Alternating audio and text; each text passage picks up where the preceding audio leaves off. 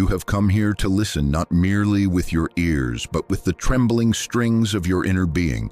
For what we are about to explore does not belong solely to the realm of intellect, but to the deep corridors of the psyche where shadows walk, where light trembles, where suffering is not an obstacle but a gate. I want to speak to you as though you were standing before me, each of you carrying within your heart the unspoken story of endurance, the secret pain of having borne another's darkness, the strange transformation that comes when an empath has walked through the labyrinth of the narcissist and emerged alive. Many of you imagine that survival is the end of the story, but survival is only the threshold for what remains after one has absorbed the poison, after one has been hollowed out by another's insatiable hunger. Is not simply a broken vessel, but the possibility of a new form, a new archetype rising out of ashes.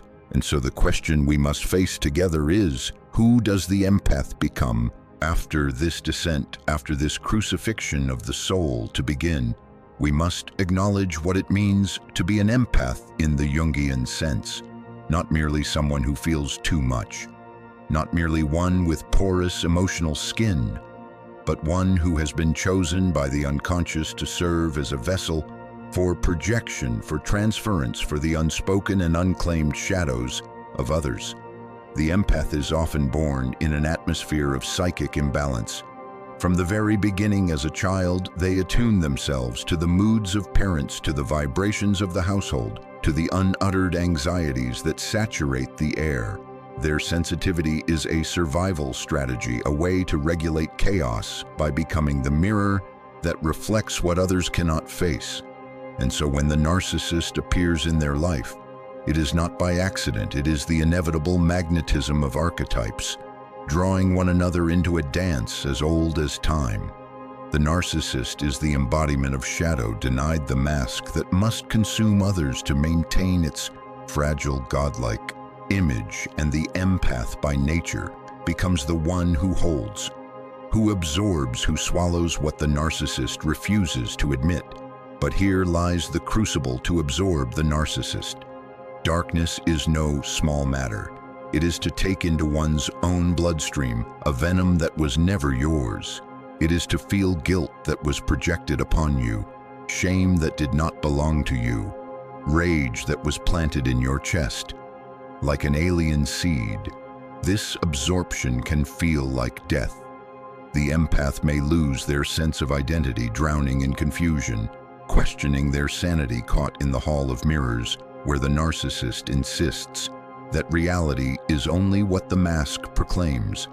But I tell you, in that very dissolution, in that very breaking, something archetypal begins. It is a journey of the wounded healer, the shamanic descent into the underworld, the dismemberment of the ego so that the soul may awaken to its deeper vocation. When you survive such an ordeal, you do not remain the same. The empath who survives the narcissist is not the empath who first entered the labyrinth. There has been a death and a rebirth. You have carried the shadow of another. You have wrestled with the poison. And if you have not been utterly consumed, then you have been transformed. The unconscious, which demanded this trial, has also prepared within you the possibility of metamorphosis for what is survival, if not alchemy, the lead of suffering, the mercury of confusion, the sulfur of rage, all fused together in the psychic vessel until something new emerges, gold. And so we ask again, who do you become? You become the one who knows darkness, not as abstraction, but as intimacy. You become the one who no longer fears the abyss, because you have dwelt in it. You become the one whose compassion is no longer naive, whose light is no longer unguarded, but whose soul carries the gravitas of one who has walked among devils and returned with eyes that see beyond masks. I want to illustrate this with a dream. Imagine a woman who dreams that she is in a great banquet hall. The tables are full of food, golden chalices overflowing with wine. But when she sits down to eat, the food turns to ashes in her mouth, and the wine becomes blood. She looks around and realizes that every guest at the table wears a mask, smiling, laughing. But behind the masks, there are hollow sockets and gnashing teeth. Suddenly, she realizes she herself is wearing a mask. She rips it off and screams. But when she looks at her reflection in the chalice, she sees that her face has become luminous, scarred but radiant. She wakes trembling, knowing that she has glimpsed some terrible and beautiful truth. This dream is the psyche's way of revealing what it means to survive the banquet of the narcissist, to eat the ashes of illusion, to taste the bitterness of manipulation, to remove the mask and find that the face underneath those scarred shines with an authenticity that cannot be feigned. This transformation is not without cost. Let no one deceive you into thinking that emerging from the grip of the narcissist leaves you unscathed. There are wounds, and those wounds will ache. You may carry hypervigilance, distrust, the lingering echo of the narcissist's voice that whispers in the recesses of your mind. But those wounds are also inscriptions, symbols carved into your very being. They tell you that you have been through initiation. For survival is not the avoidance of pain, it is the ability to bear pain until its meaning begins to emerge. The empath who has survived becomes a keeper of knowledge, a carrier of shadow wisdom. You are no longer simply sensitive, you are wise. You know the scent of deception, you know the taste of false love. You can sense manipulation in the air like smoke long before the fire is visible. And this is no small gift, though. It was purchased at a price. You may ask, why must it be this way? Why must the empath suffer through the darkness of the narcissist in order to awaken? I answer, because the unconscious demands balance. The narcissist cannot carry their own shadow. They project it outward, and it must find a container. The empath, prepared from childhood to carry what is not theirs, becomes that container, but the unconscious does not leave them there. It brings them to a breaking point, to a crisis, where the poison can no longer be endured. And at that moment, when everything collapses, when identity itself seems shattered, the psyche has the chance to reorganize on a deeper level. This is individuation, the process of becoming who you truly are, not who the world demanded you to be. It is a perilous path, for many do not make it through intact, but those who do emerge with a clarity and strength unknown to those who have never wrestled with such darkness. There's a passage in the alchemical text that speaks of the nego, the blackening. It is the stage where everything is dissolved, where the meta rots, where the light disappears. But it is precisely in this putrefaction that the seed of transformation is sown. The empath who has absorbed the narcissist's darkness enters their own negraded. They feel destroyed, worthless, emptied. But if they endure, if they refuse to remain in the illusion, then from that black soil the white rose begins to bloom. And so who does the empath become? They become the alchemist of their own suffering. They become the one who carries not only empathy but discernment. They become the one who no longer gives their soul away cheaply, for they know the cost of such sacrifice. They become paradoxically more whole. Speak of the danger that remains. The empath, after surviving, may be tempted to harden their heart entirely, to close themselves off, to declare, never again will I feel, never again will I love, never again will I open. This is understandable. It is the psyche's way of protecting itself after devastation. But if this becomes permanent, then the alchemy is incomplete. To heal is not to become stone, it is to become gold. To become stone is merely another form of defense, another mask, and eventually, the unconscious will tear it away. True survival means to reopen, but this time, not as a lamb led to slaughter, but as a lion who knows its own strength.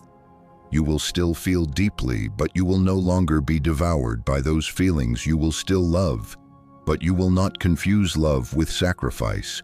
You will still shine, but your light will not be for those who come only to drain it. This is the paradox of the empath who has survived. Your heart grows larger, but it is also sharper. You are both tender and fierce. Consider again the archetype of the wounded healer, the one who has been wounded in body or soul, and through that wound becomes capable of healing others. This does not mean you will seek out narcissists to save them. That is the old pattern, the trap of endless sacrifice. No, the healed empaths heal simply by embodying authenticity, by carrying a light that is no longer naive. You become a mirror in which others see their own possibilities. You may comfort, you may teach, but you will not allow yourself to be consumed in this way. The narcissist has paradoxically served your individuation. Their darkness forced you into the depths where you discovered your true strength. It is a brutal gift, but a gift nonetheless.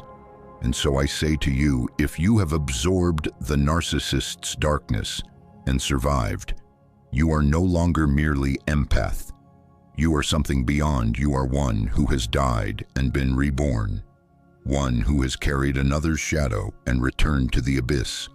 One who has seen behind the mask and refused to become a mask yourself. You are not defined by what was done to you.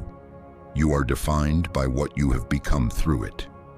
And what you have become is nothing less than a soul awakened to its own archetypal power. When we speak of becoming, after survival, we must also speak of integration. For it is not enough to escape the labyrinth, one must carry out the treasure hidden in its depths. The empath who survives the narcissist stands at a crossroads. Either they repress what happened, burying it deep in their unconscious, where it fears, or they confront it with courage, allowing it to shape them into something greater. Integration requires a facing of the shadow, not the narcissist shadow only, but your own. For what was it in you that allowed the narcissist to enter, to feed, to remain? Was it love? Was it fear of abandonment? Was it the secret hunger to feel indispensable, to be the savior? These must be acknowledged, for if they are denied, the cycle repeats itself.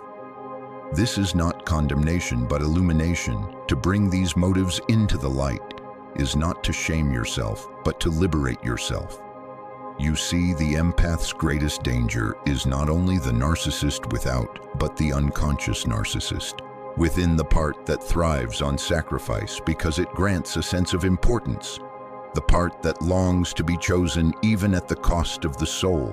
When this is seen, when it is admitted, then the transformation is complete, for you no longer serve as an unconscious participant in the drama, but as a conscious actor who chooses differently. Think of the myth of Persephone abducted into the underworld by Hades.